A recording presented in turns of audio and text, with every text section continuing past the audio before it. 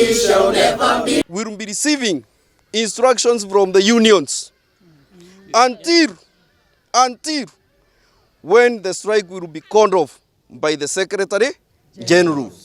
Don't listen to your principals. Don't listen to the employer. Don't listen to the media.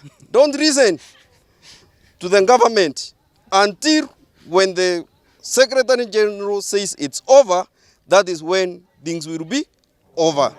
All the teachers in Embu County, across the board, that is from the primary school to the secondary school, through JSS, shall withdraw their raper as from the midnight of 25th. Sure. Power.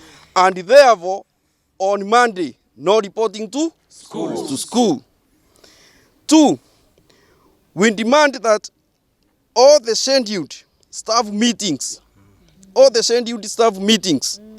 and any other official duties according to our members should be suspended forthwith. And this one I'm directly addressing to the principals and the end of institution. Don't give any duty to our teachers. We require them this time round more than any other time. They have said they are not going to employ more teachers.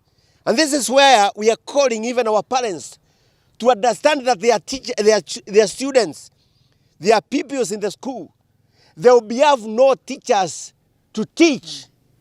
And therefore, our teaching staff they are understaffed.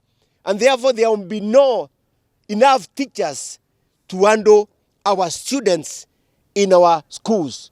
And therefore, parents, we want you to join us in this strike because we are saying we want more teachers to be employed.